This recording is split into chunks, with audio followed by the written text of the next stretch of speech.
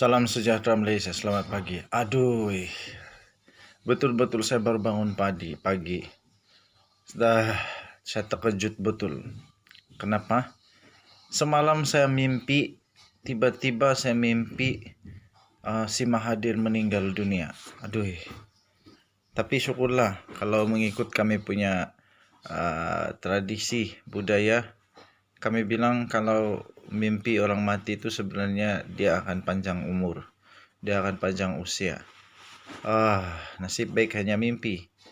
Lepas itu mungkin mimpi-mimpi itu mimpi saya si Mahathir mati meninggal itu karena terbawa-bawa daripada hasil terlampau banyak minum kopi bersama dengan kawan-kawan. Waktu kami minum kopi, ada kawan yang cakap, macam mana itu kalau Dr. Mahathir tiba-tiba meninggal malam ini, dia bilang. Jadi saya bilang, biasalah bah, manusia itu punya usia bukan hasil daripada usaha doktor-doktor bukan, tapi itu hasil daripada hanya kasih karunia, hanya belas kasihan daripada Tuhan. Kalau kita panjang usia, panjanglah. Lepas itu saya cakap dengan kawan saya, belum tentu lagi Dr. Mahathir duluan meninggal dunia daripada kita. Walaupun kita sihat, tetapi belum tentu. Belum tentu. Walaupun Dr. Mahathir jantungnya sudah berkali-kali kena bantu oleh pasukan perubatan dan sebagainya. Tetapi itu tidak menentukan yang dia duluan meninggal dunia daripada kita. So dalam mimpi itu saya bermimpi Dr. Mahathir meninggal dunia di rumah, dan yang bagusnya saya mimpi Dr. Mahathir meninggal dunia ketika dia sedang bersolat. Itu bagus betul lah. Itu satu petanda yang amat panjang usia dia lagi. Jadi saya fikir Dr. Mahathir tak akan meninggal dengan cepat lah, tidak. Lepas tu yang pelik di dalam mimpi saya itu memang betul-betul pelik lah jalan cerita dia. Sebab apa? Selepas dia meninggal dunia, konon tiba-tiba ada seorang yang saya nampak jadi Perdana Menteri baru. Tapi saya tidak kenal orang itu, cuma saja yang saya nampak dalam mimpi itu lelaki itu berambut putih. Berambut putih, tingginya okey juga, cuma orangnya taklah tua sangat. Nampak macam begitulah. Dan yang paling sedih jugalah, agak menyedihkan juga, isteri kepada Tun Mahathir, Dr. Siti, pun sedihlah kerana pada usianya yang sudah lanjut begitu dia ditinggalkan. Lepas itu yang pelik lagi, dalam mimpi itu ada yang pelik juga. Sebab di dalam mimpi itu ada juga Rosmah Mansur. Lucu. Ada Rosmah Mansur, pun ada Najib juga di sana. Dan senyuman mereka berdua tidak seperti biasa, iaitu senyuman gembira itu tidak.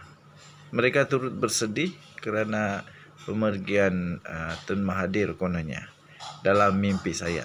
So saya tidak tahu kamu pernah ada mimpi begini atau tidak, tapi itulah mimpi saya semalam. Saya mimpi Tun Mahathir meninggal dunia.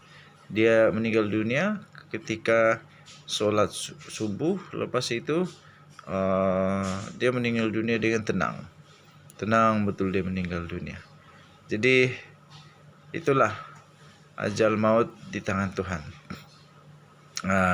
Sama ada kita panjang usia atau tidak, itu bukan bergantung kepada usaha kita, tapi semuanya itu bergantung kepada Tuhan. Kita berdoalah semoga Tun Mahathir tak benar-benar meninggal dan tetap dipanjangkan usia.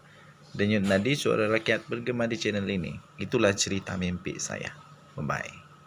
Sejahtera tuan-tuan dan puan-puan, selamat malam. Selamat hari Minggu. Hari ini adalah hari penentuan untuk jawatan timbalan Presiden bagi parti PKR.